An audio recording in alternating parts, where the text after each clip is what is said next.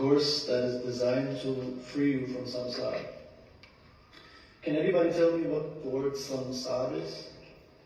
S-A-M, write it down. S-A-M-S-A-A-R.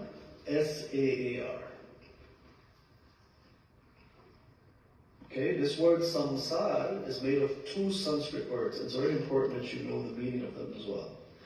So the first word in samsara is sam. Okay? So take your pens or your phone or whatever you take notes with and write down the word samsara, right, Arish? Samsara. S-A-M-S-A-A-R. Now the word samsara is broken up into two Sanskrit words. The first word is samyak. S-A-M-Y-A-K. Samyak. Samyak means excellent. It means well. And then say the word sarati. Everybody? Sarati. Sarati. S-A-R-A-T-I. Sarati. Sarati means to flow or to cross, to flow more. So that which flows very well is samsara. And what is the samsara? Write it down. The definition of samsara is the world of illusion. You know, Guruji sang that song? Samsara hai ek nadiya, sukh dukh to kinare, na jaane kaha jaye, hum behti dhare. So that song is saying, Samsar ki ek nadiya. Nadiya means ocean, means a river. This world is like a river, right? Why? Because everything, write this down, how is the world like a river? How is this temporary world like a river? It is like a river because the past flows into the present. The past flows into the present. And the present flows into the future. And it goes like that. Past, present, future, past, present, future. As a matter of fact, if you look at this, if you look at our own life, just 2 seconds ago was the past, right, Sasha? But also 2 seconds ago was the future. Because we may have envisioned, oh, I think that 2 seconds from now will be like this. But 2 seconds ago, just now, the past flowed into where? The present, and then it flowed into where? The future. So how is this world like a river? How is this world like a samsara, this temporary river of coming and going? Because it just keeps on flowing. Does time ever stop? Anybody? Time ever stops? No, time keeps on going. You can't stop time, right? You can stop everything else, but you can't stop what? Time. So in the Bhagavad Gita, this text teaches us how to actually escape the pull of samsara. You know, like when you jump into a river, right? Have you ever jumped into a river before? What is in a river that pulls you? Current. The current, isn't that true? And the current in this river is what? The objects pulling us constantly. The Bhagavad Gita teaches us to do what? To escape that pull. And what is the pull of the objects? What allows us to be pulled? Our vasanas. And what are vasanas? For those of you who know. Vasanas are our habits, our likes and dislikes. For example, Naresh, he likes drums, right? He likes dolak. So he'll walk down 5th Avenue, and as soon as he sees a dolak shop, dolak saras, he wants to do what? He will tell you, I want to go and see the dolaks inside. But Sachin doesn't like dolak, right? Sachin likes to sing. So when he sees the dolak shop, he doesn't want to go in. Why? What's the difference between them two? It is the habit, the tendency that they were born with, The what? The programming of the mind. So what does the Bhagavad Gita allow us to do? It allows us to get over, write this down. The Bhagavad Gita allows us to get over those tendencies. Because it is the vasanas, write this down, because it is the vasanas or tendencies that keep us bound to the world. They keep us bound to the world. And when we're bound, write this down, and when we're bound to anything, psychologically bound, by the way, when we're psychologically bound or attached, and you know that word really well, attached, when we're psychologically bound or attached to anything for our happiness, when it changes or it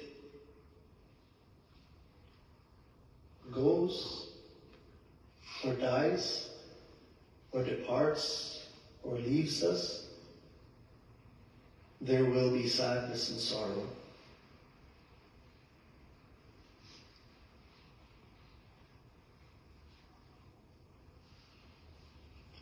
Does that sound familiar? Who's going through that right now, besides some of us? Arjuna's going through that. So why is Arjuna going through this? Because he knew that we would all go through this one day, and he's teaching us how to cope. So what does the Bhagavad Gita do? Teaches us how to escape the what? The river of samsara, the river of life that pulls us into the current. And what is the current? The world of objects. And what allows us to be pulled into the objects in the first place? The vasanas. For example, Yash likes Indian food. I don't like Indian food. So why does he like Indian food? He tasted Indian food one day, right, Darish?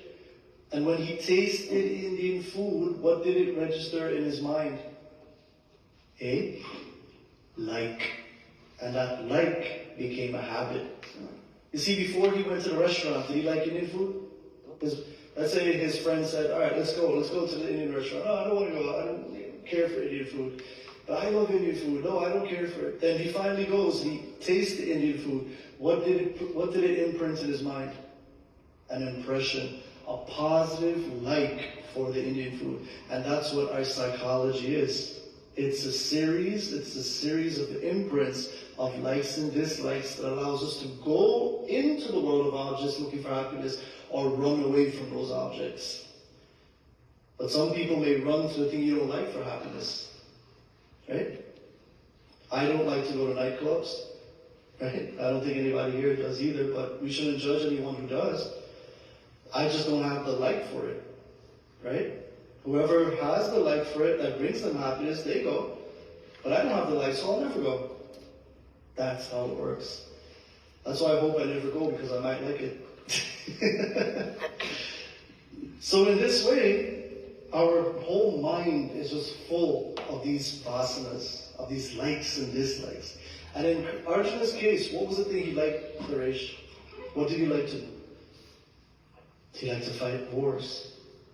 But what did he like even more than war? His family.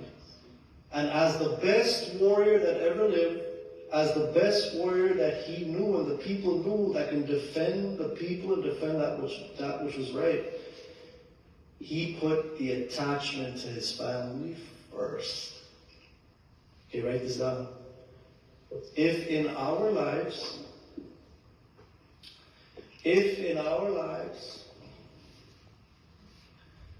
we put what we like,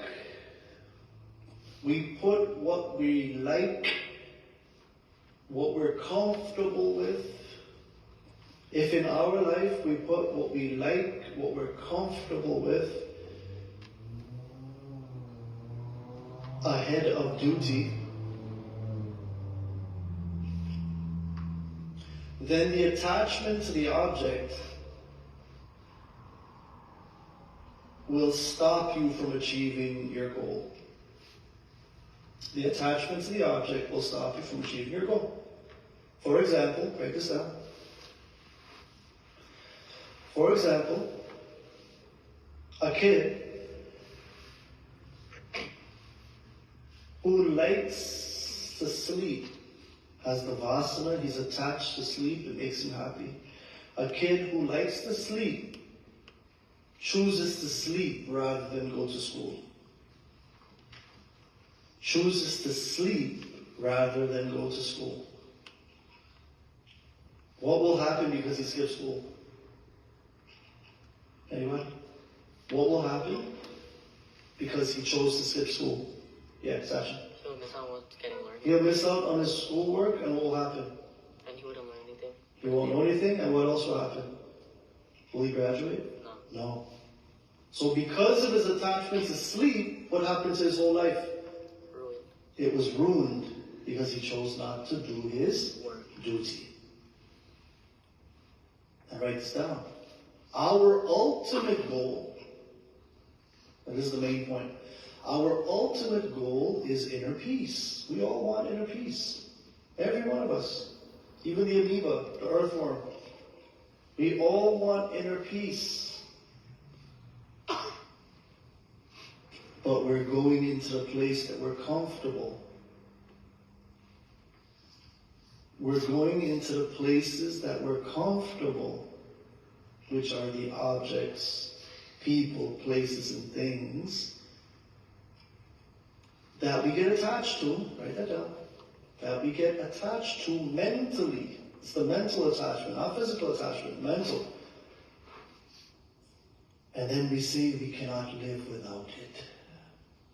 We say we cannot live without it.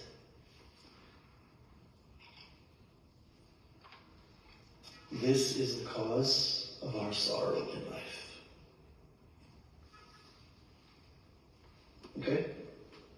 Parents are extremely attached to their children. Isn't that true?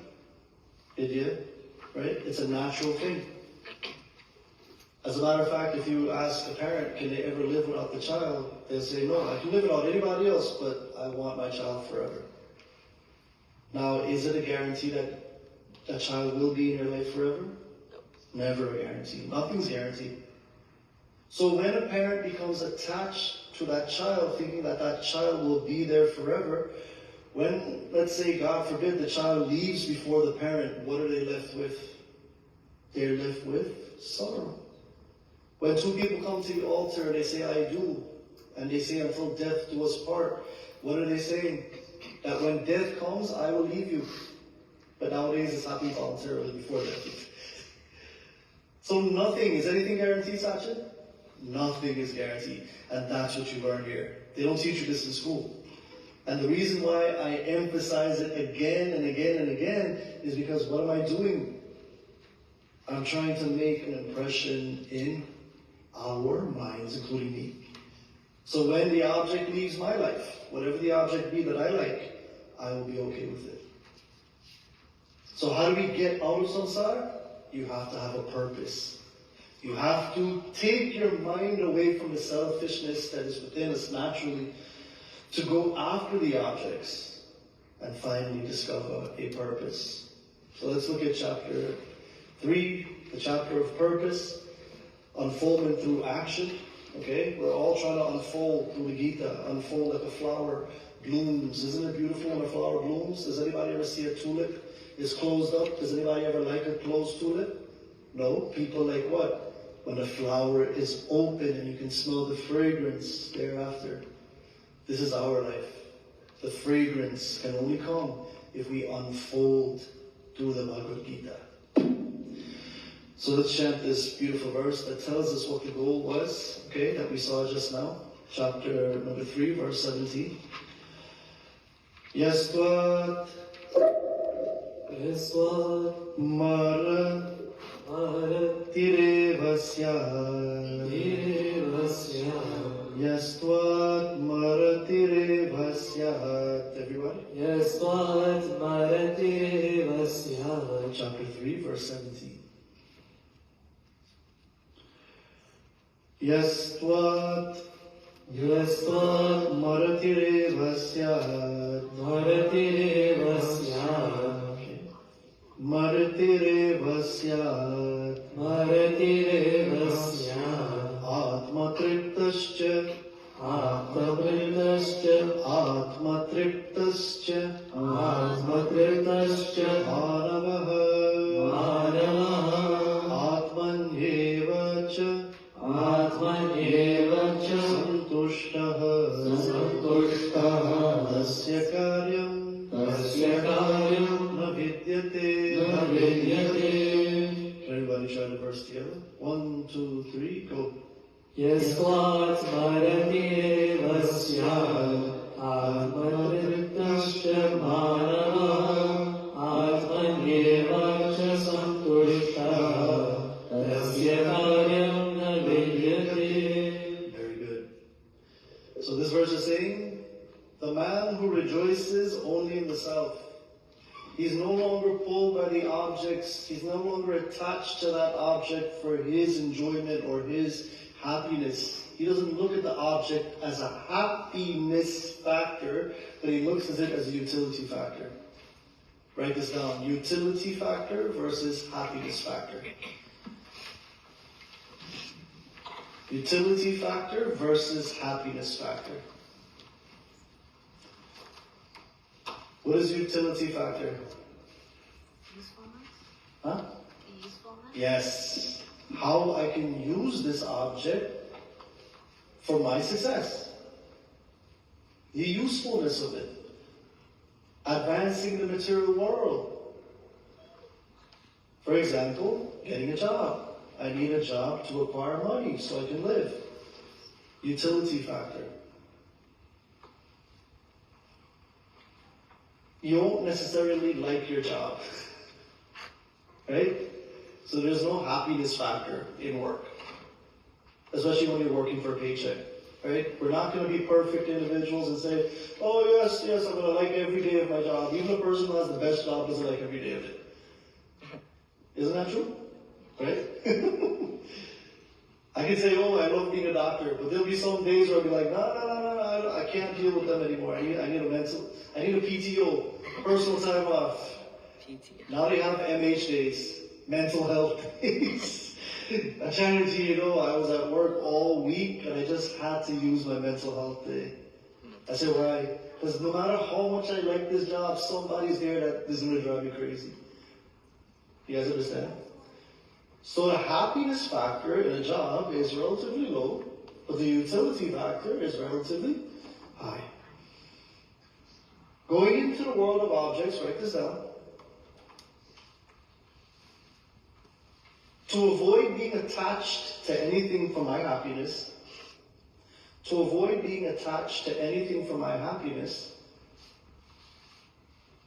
I must look at the object, whether it be a person, place, or thing, not in the eye of happiness. Not in the eye of happiness.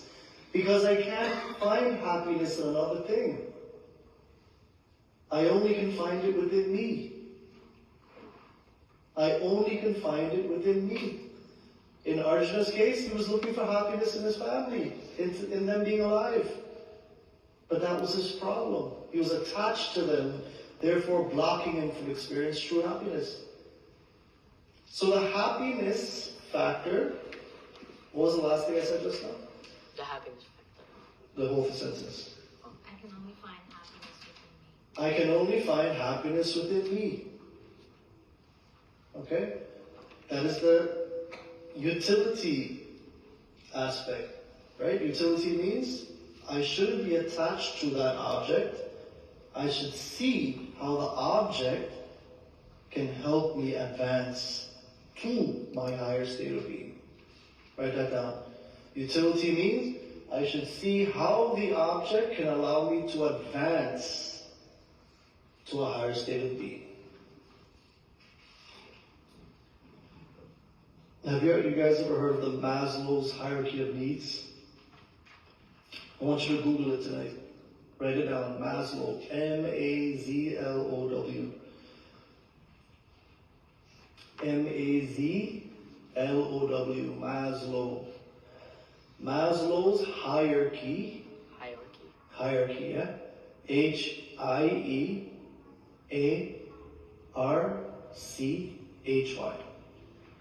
Of needs. What is Maslow's hierarchy of needs? Food, shelter, clothing, leading up to what's Acharya? I'm looking at the wrong. Food, shelter, clothing, you just said it. Leading up to? Self-actualization. Self-actualization. Food, shelter, clothing, look at the chart. Food, shelter, clothing. Alright guys, look.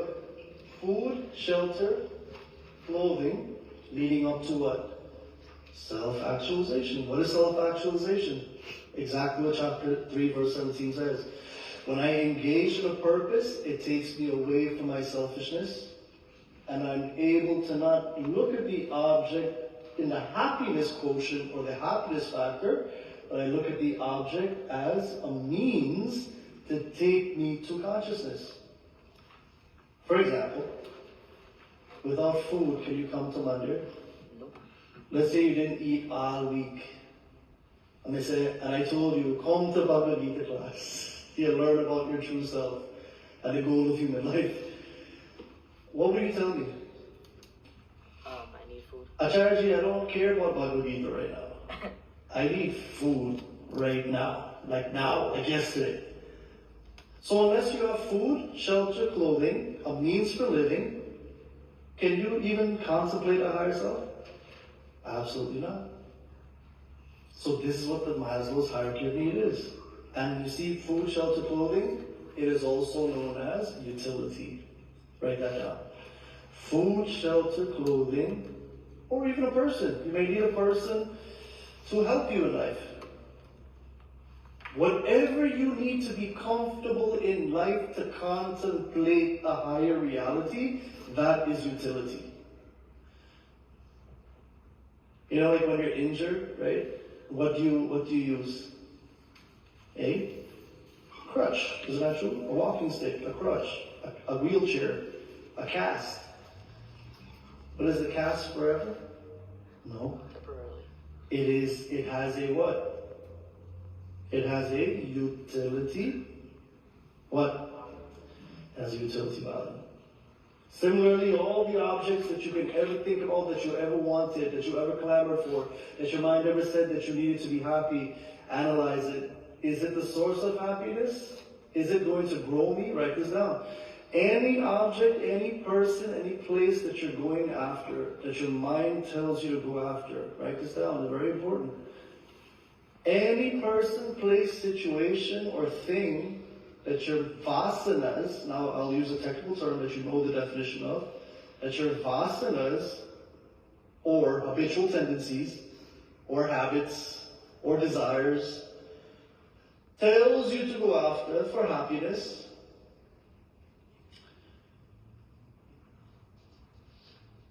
ask yourself the question,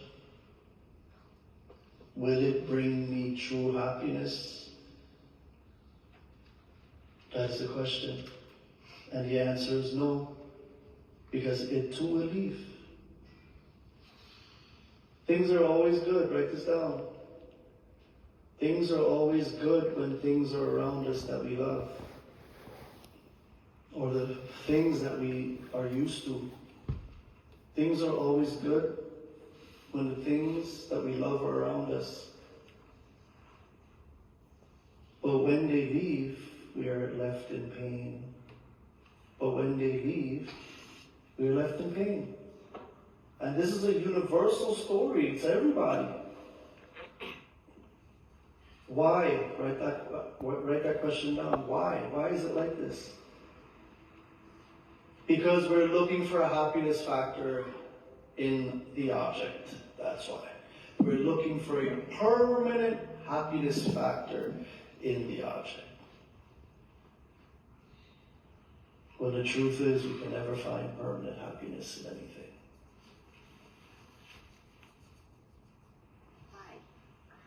because it is temporary, it is fleeting, it is not forever. Agama Bhayamo Nitya Tam Stiksha Svabhatata, chapter 2, verse 14. Things are going and coming, O Arjuna, therefore have the diksha, or bearance to bear the comings and goings of this life. Happiness factor. So should we look for a happiness factor in an object or person, or a utility factor? Utility. Objects are there for utility. That is it. Where are we truly going to find happiness? And I think even Xander knows this. Where is the only place, Xander, that we can find happiness? Inside.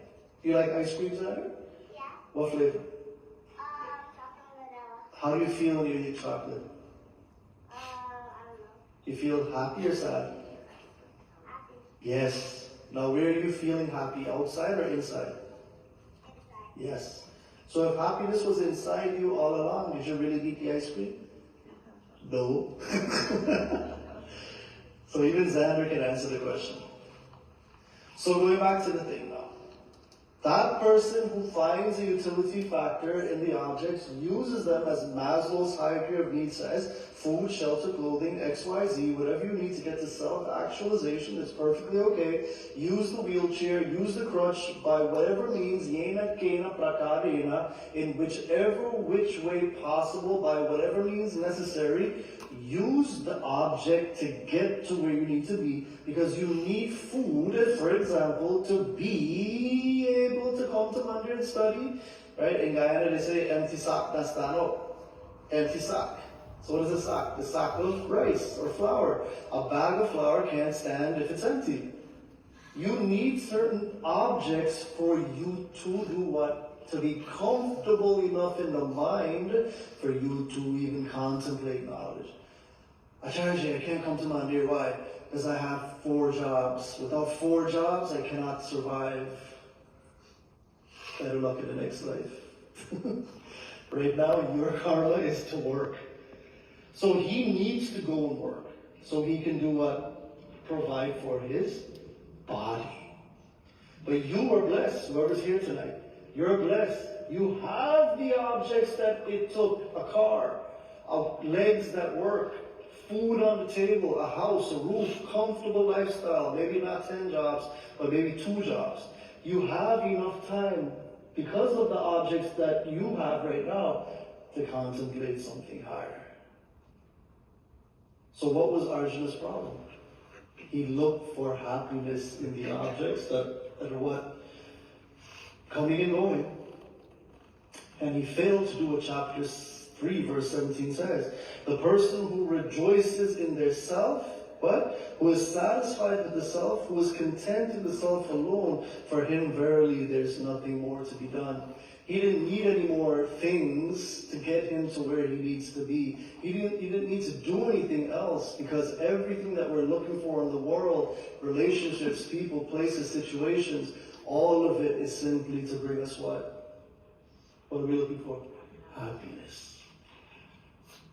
That is all we're looking for, isn't that true? Right? But look at the things that you're looking into for happiness. Are they going to bring you happiness, or are they going to bring you pain? That's the question. Okay? So the person who revels in that inner self, right? That person has reached the goal. Everything else after that is secondary. I was telling Duration Rakesh Dakar today, I was like, once you have this spiritual knowledge, your music life will be great, your personal life will be great, your scholastic life will be great, family life will be great, everything will be great. You know why? Because you know the reality. To the one who sees the reality that, okay, bad days will happen, good days will happen, but sukakshami, I need to be balanced in all of that. I need to see it from the standpoint of not the mind, but the happiness that is within me. And once I begin to see it from the standpoint of happiness, whether it comes or goes, whether I win or lose, no matter if I'm victorious or I get defeated, guess what? I am the same. And that only can happen if you know yourself. Okay? Okay, next verse, 18. Naiva tasya krite naratha krite naratha tasya krite nartha. Naiva tasya krite artha. Na krite neha kaśchana. Na krite neha kaśchana. Na chasya sarvabhuteshu. Sarvabhuteshu. Kaśchit dartavya Dartavyam ashrayah. Ashrayah. For him, the person who has found that happiness, there's nothing more to be done. For him, there's no interest whatsoever. Interest means what? You know, like when you put your money in the bank, what do you get? Interest. Interest. Interest means, what's in it for me? I'm interested. Why? Interest. Why? Why am I interested? Because I'm getting something from it. And what is the thing we want from it? Happiness. But are you getting happiness? That's the question. The other day somebody said to me, Acharya, I met the girl of my dreams, Acharya.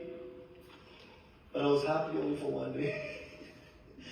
Only one day. When I got the object, I was happy. And every day after that was an uphill climb.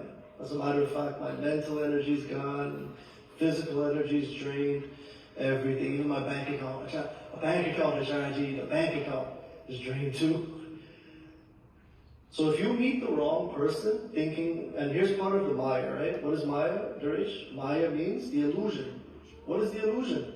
That the object is going to bring me happiness. But what happens when you go after it? You see that there was no essence in it to begin with. If that person, however, took you to Mandir, let's say, if that person taught you Bhagavad Gita, if that person discusses these things with you, these concepts of higher self and knowledge and all that thing, utility, hold on to that person. But if that person only want to have fun with you and hang out with you and carry a nightclub and then drain your senses, drain your mind, drain your pocket, pantapta, and then you live poor, well, guess what? You're going down sorrow lane with a Mercedes. So in this way, my dear brothers and sisters, for him, there's no interest, meaning what? There's nothing he needs from the object. He may have the object, but there's nothing. He doesn't extract any happiness from it because he knows where happiness comes from. And that's why married people need to listen to Vedanta. That's why this knowledge is for them. You know, in Hinduism, one of the promises, and Rakesh can tell you this because we do weddings at Naresh, we do weddings every week, right? Maybe 2-3 weddings. And one of the vows in the Hindu wedding ceremony is this: I promise not to look for happiness in you. And then you say, huh? What? And then the bride and groom, they ask you to explain it right there on the stage. I thought I was supposed to look for happiness in he. The vow says, promise that you'll never look for happiness in the other, but you'll find it within yourself first and then share it with them. Everybody get that?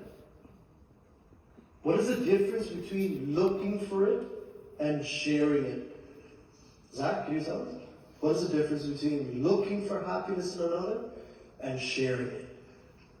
When I look for happiness, do I have happiness? I mean, my mind is probably thinking that that's everything for me, and I don't have any inner happiness because I wasn't taught that it was within me. So I'm looking for it in her. Why? Because I don't have it within myself.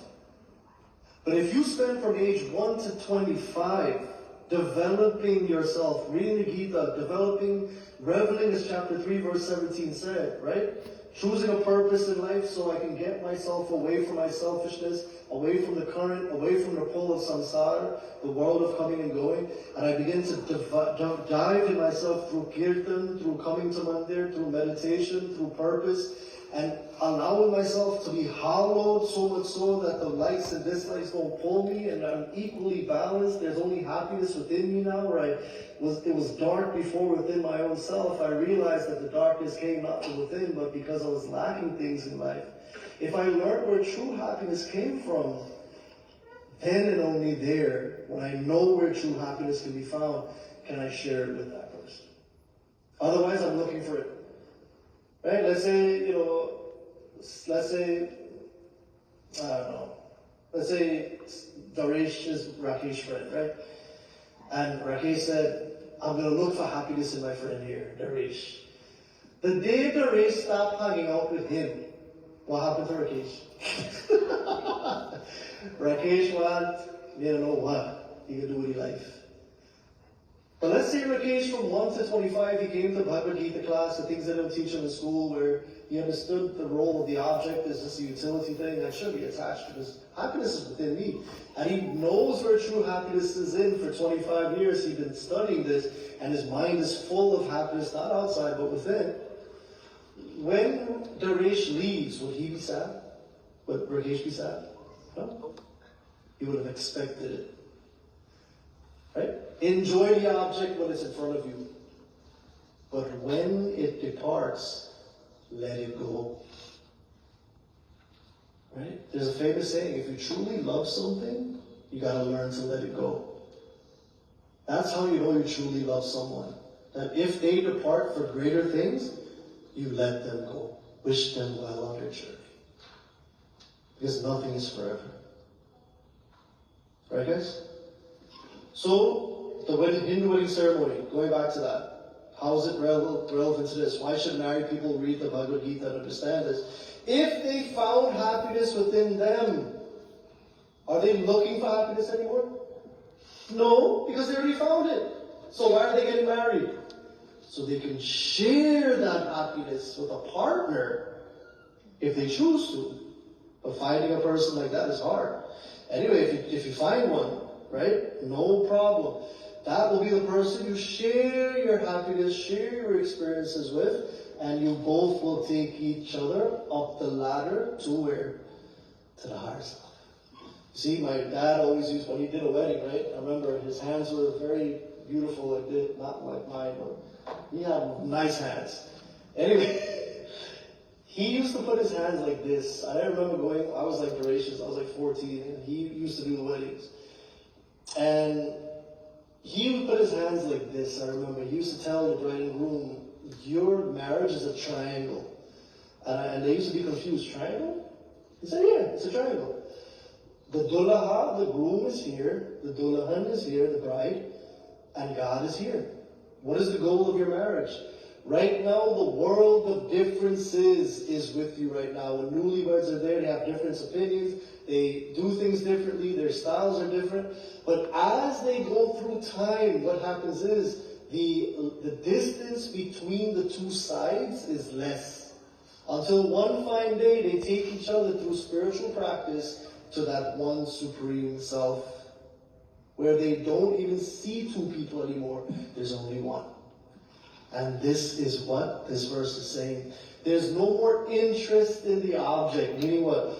There's no more attachment to the object for happiness, because he's found it within, or she's found it within, ready to share it. And if that person goes, so be it. C'est la vie. It's okay. In what is done or what is not done.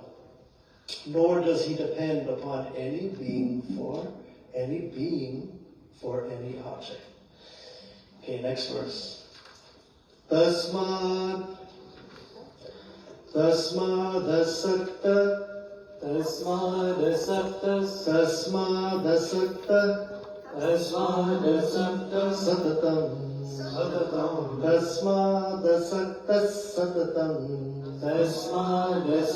satatam karyam karma samachara asakto yacharan karma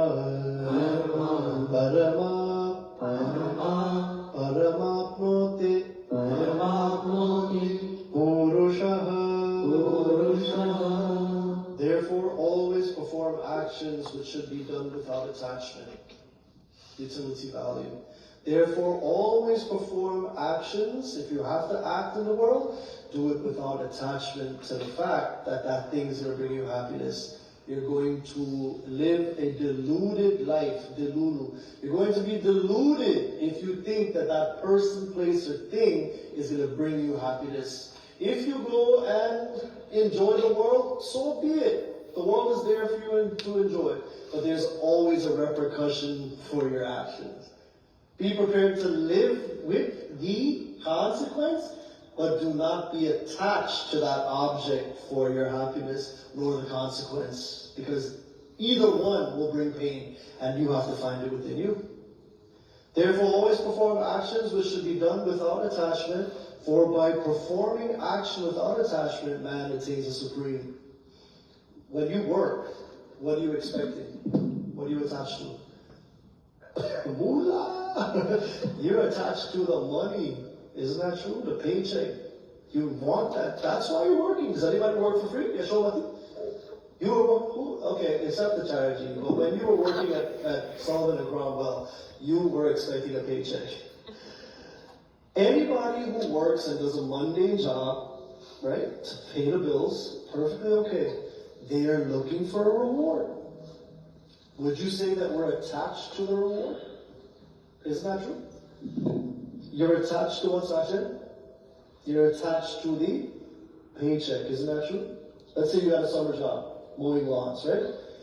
Lawn mowing is the worst thing anybody can do in the summer because it bakes you, you inhale all that grass. Anyway, Sachin is like, I did all that, where's my paycheck at? Give him my money. So what is his mind attached to, Naresh? What is his mind attached to in mowing the lawn? Is it mowing the lawn or paycheck? He's attached to the paycheck. And what did Krishna say in chapter 2, verse number 47, about attachment to the paycheck or the reward? What did he say? Repeat after me. Karma nevadhikaraste. Karma nevadhikaraste. Papaleshu kadachana. Papaleshu kadachana. Mate. So let's take the first line first. Karma nevadhikaraste. What is your right, everybody? Your right is to work. If you don't do something, right? There's no such thing as doing nothing. Sleeping is an act, Paresh. Sleeping is an act. Did you know that? Eating is work. Sleeping is work. Work means action, right, Ria? When I go to school, I'm studying, hopefully. When I go to school, I'm walking, I'm talking, I'm studying. These are all actions. We can't help but act in the world. But Krishna says, Ma paleshu kadachana. Don't be attached to what? Don't be attached to the fruit. Why? Because there's no guarantee that you will get what you work for. And what's going to happen to you when you don't get what you work for? Because you looked for the paycheck and you thought happiness was there, Ria. What's going to happen if you don't get what you work for? What's going to happen if you mowed the land and you didn't get paid? What happened to you? You will be vexed. You know what vex? Vex means I will be angry.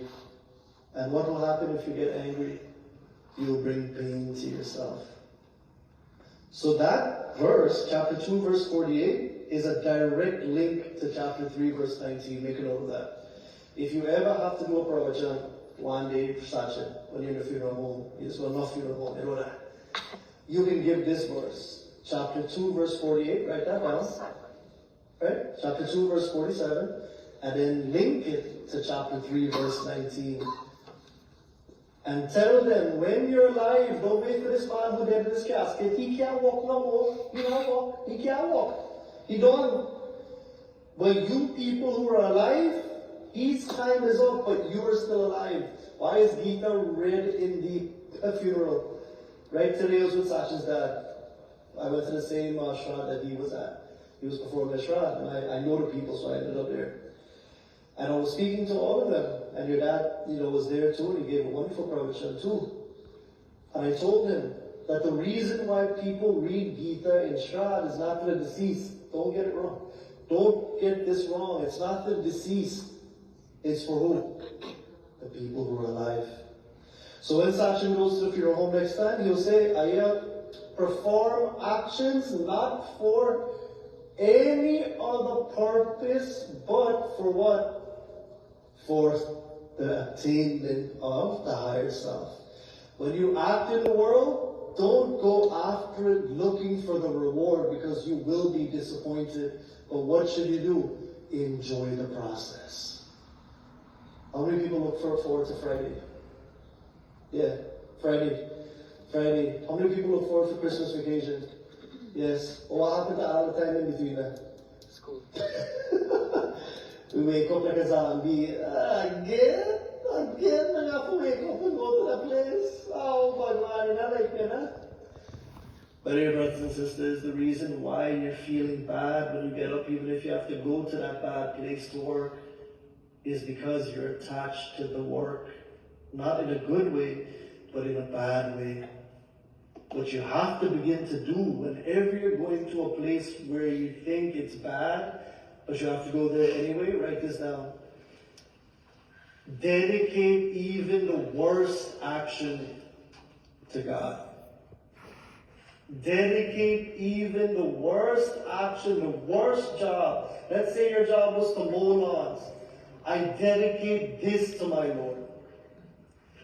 It is what you call Ishvara Arpana Buddhi. Ishvara, I-S-H-W-A-R, is another word for God. Ishvara is another name for God. And write the word Arpana, A-R-P-A-N-A, Arpana. Arpana means to surrender. Samarpan, surrendering it to the Lord. Buddhi means the intellect. Having the intellect to surrender whatever I do. It is not for me. I'm not attached to it. I'm not expecting anything from it. But whatever I do with this body is a service unto my Lord. And when I serve my Lord, even doing the worst tasks, I'm no longer affected because my Lord willed it this way. And whatever I get, write this down, whatever I get is a gift, is prasad from my Lord. Whatever I get is a gift, it is prasad from God. Okay? And we'll close tonight with this powerful verse. Okay? Chapter 3, verse 20. Karmanaiva he samsiddham astita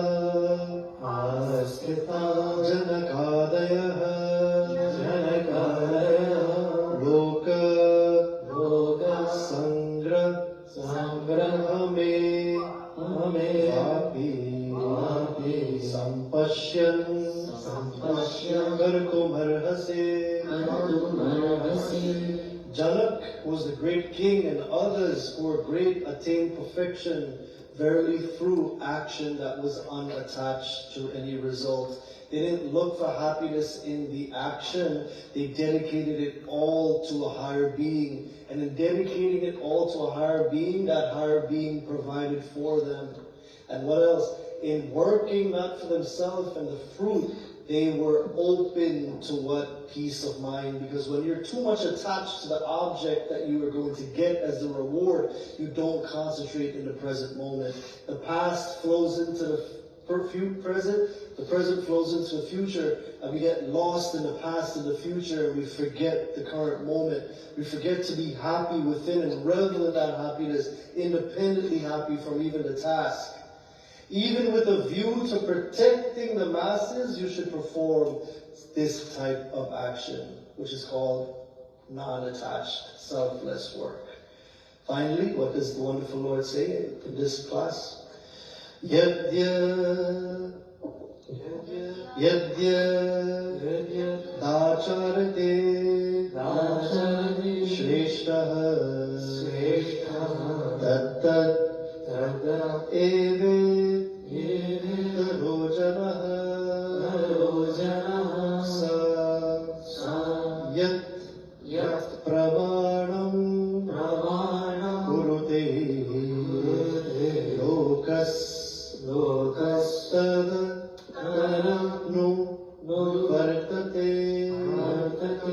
whatever a great man does, other men will imitate. Whatever he sets up as far as standards go, that the world will use as the standard to move forward from. And when we chant this verse, who do we remember? Anybody? Guruji, Sri Prakash Gossai.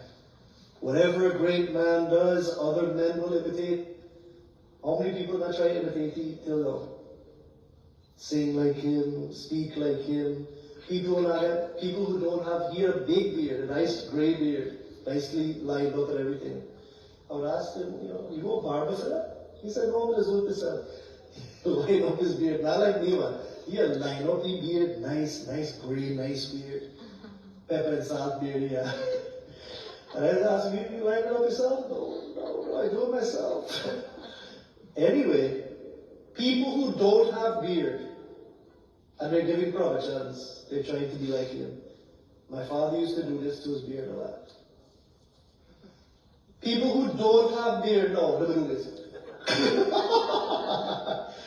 But dear brothers and sisters, in the way he delivered his pravachans, in the way he studied, in the way he did, in the way he would have interacted with people, the way he sang, whatever a great man does, other men will try to imitate. Whatever standards he sets, that is the bar upon which people will try to do what? Will try to raise themselves as well. They will follow that standard. So my dear brothers and sisters, when you work like Guruji did, like many great people in the world, selflessly, with no attachment, but you begin to think to yourself, what is that one thing I can do with my body in the world of objects that's going to allow me to not grieve every day, but do something selfless that will take me to some space that is higher. Why? Because through selfless work, I'm able to get rid of the likes and dislikes and the pull of the vasanas. I begin to serve selflessly no matter what the task be. And what do I do with it? I dedicate it all to the Lord, because my Lord has put me there for a reason. I become unattached to the fruit, but I begin to even enjoy whatever it is that God has put me here to do. And when I'm not attached to anything, the fruits of it, or even the material object, guess what? I become quickly attached to that space of peace that I'm looking for within. Never in the work, never in the reward, or never in the object. Okay? Any questions, anybody? No questions? That means you guys aren't thinking about this stuff. Because I know if you think about this stuff, you'll have 10 questions the next week.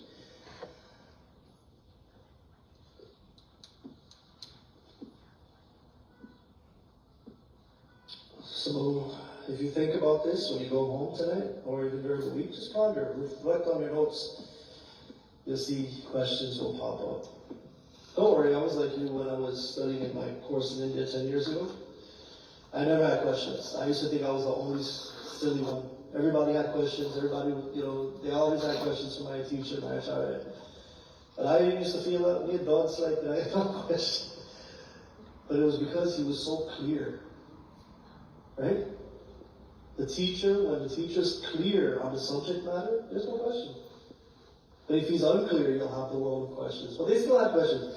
He was the best teacher, but they still had questions for him.